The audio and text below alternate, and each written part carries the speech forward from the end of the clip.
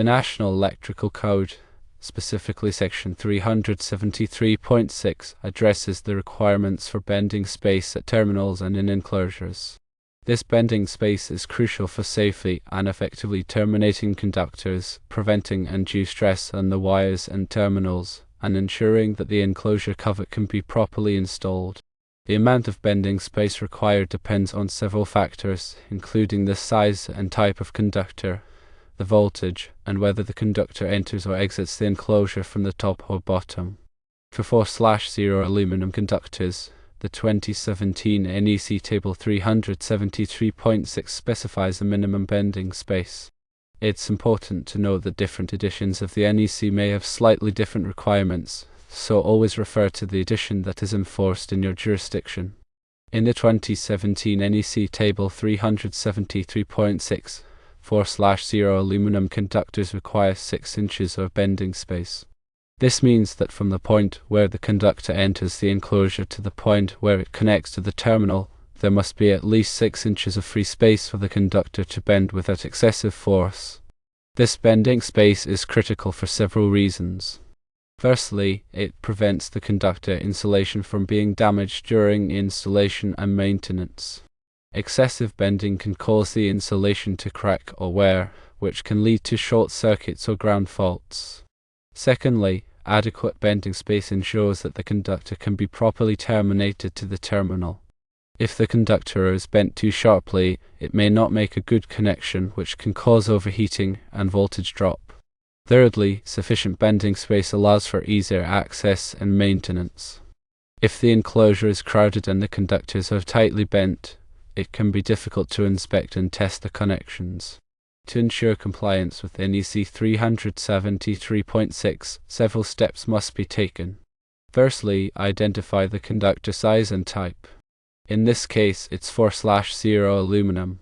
Secondly, consult the appropriate NEC table for the required bending space.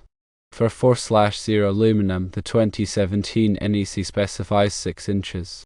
Thirdly, choose an enclosure that provides adequate bending space. The depth of the enclosure must be sufficient to accommodate the conductor and the required bending space. If the enclosure is too shallow, it may be necessary to use a larger enclosure or to install a pull box to provide additional space. Fourthly, install the conductors carefully, ensuring that they are not bent too sharply. Use appropriate bending tools to avoid damaging the insulation. Fifthly, inspect the installation to verify that the conductors are properly terminated and that there is adequate bending space. Use a measuring tape to confirm that the distance from the point where the conductor enters the enclosure to the terminal is at least 6 inches. If the bending space isn't sufficient, it may be necessary to reroute the conductors or to use a different enclosure. It's also important to consider the location of the enclosure and the direction of the conductor entry. If the conductors enter the enclosure from the top, the bending space requirements may be different than if they enter from the bottom.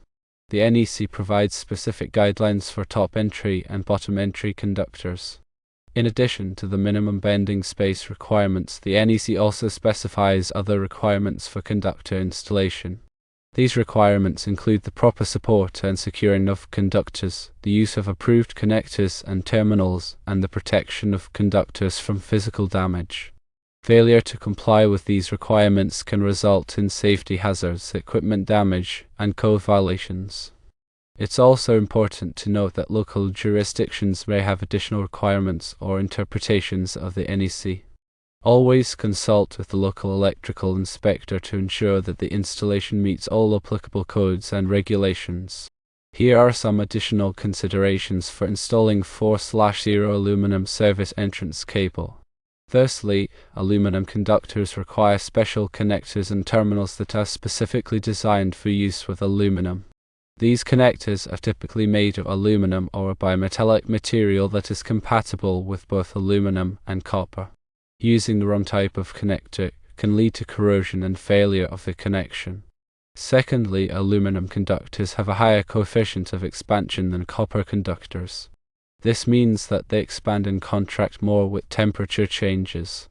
This expansion and contraction can loosen connections over time, so it's important to use connectors that are designed to accommodate thermal expansion.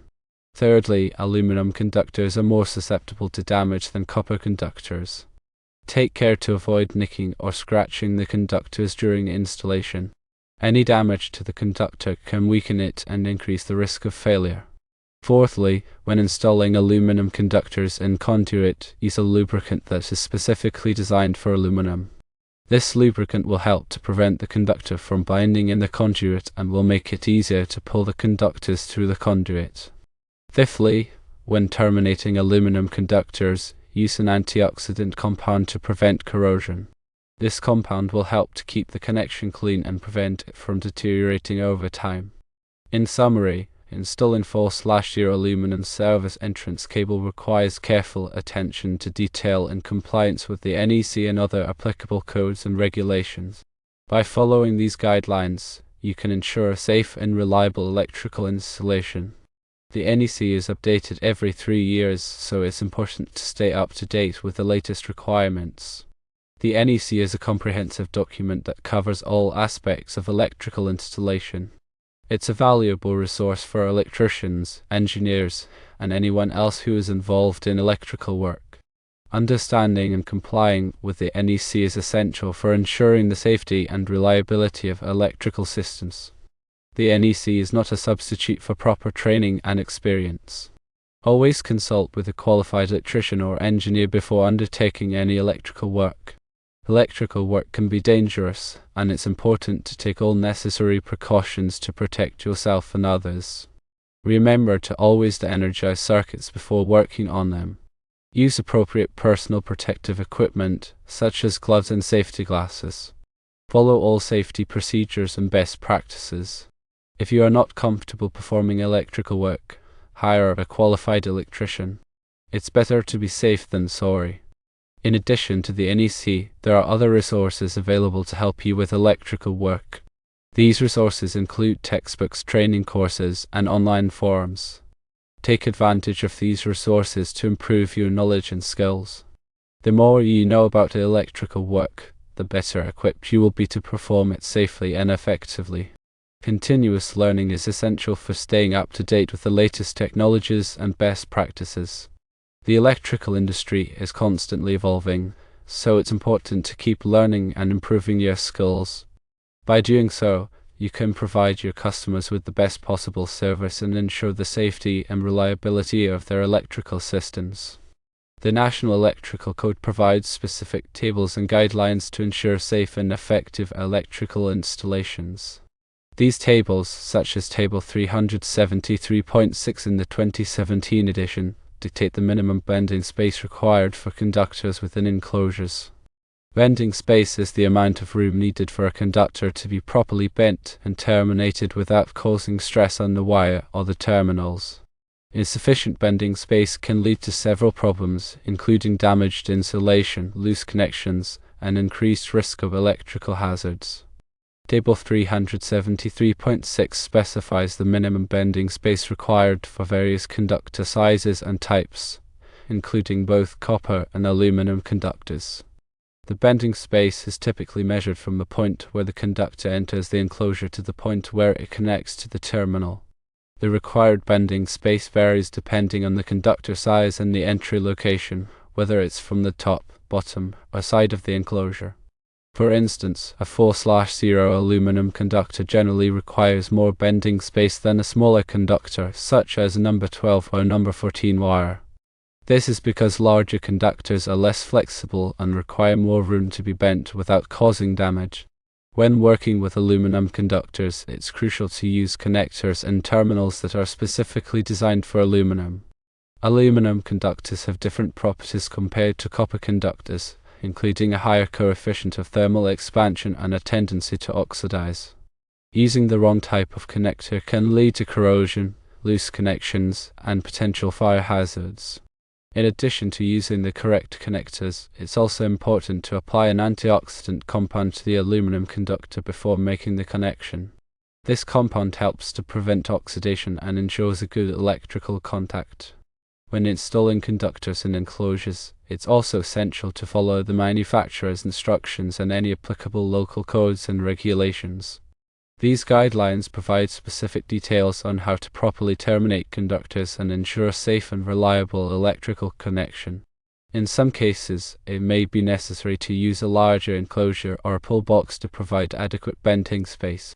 A pull box is a separate enclosure that is installed to provide additional room for pulling and bending conductors. Pull boxes are commonly used in situations where the conductors are large or the enclosure is small. When selecting an enclosure, it's important to consider the size and type of conductors that will be installed, as well as the amount of bending space required. The enclosure should be large enough to accommodate the conductors and provide sufficient room for bending and terminating them. It's also important to choose an enclosure that is suitable for the environment in which it will be installed. For example, if the enclosure will be exposed to moisture or corrosive substances, it should be made of a material that is resistant to these conditions. In addition to bending space, there are other factors to consider when installing conductors in enclosures. These factors include the proper support and securing of conductors, the use of approved wiring methods, and the protection of conductors from physical damage.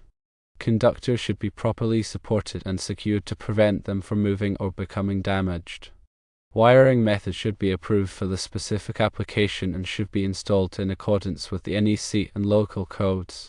Conductors should be protected from physical damage by using appropriate conduit, raceways, or other protective measures. Failure to follow these guidelines can lead to electrical hazards, equipment damage, and code violations. It's always best to consult with a qualified electrician or electrical engineer to ensure that electrical installations are performed safely and in accordance with all applicable codes and regulations. They have the knowledge and expertise to properly design and install electrical systems, ensuring the safety and reliability of the installation. Furthermore, regular inspections and maintenance are crucial for identifying and addressing any potential issues before they become major problems. Electrical systems should be inspected periodically to check for loose connections, damaged wiring, and other signs of wear and tear. Maintenance should be performed as needed to repair any problems and ensure the continued safe and reliable operation of the system. Staying informed about the latest codes and regulations is also essential for maintaining a safe and compliant electrical system. The NEC is updated every 3 years, and it's important to keep up with the changes to ensure that electrical installations meet the current standards. There are many resources available to help electricians and electrical engineers stay informed about the NEC and other relevant codes and regulations. These resources include training courses, industry publications, and online forums.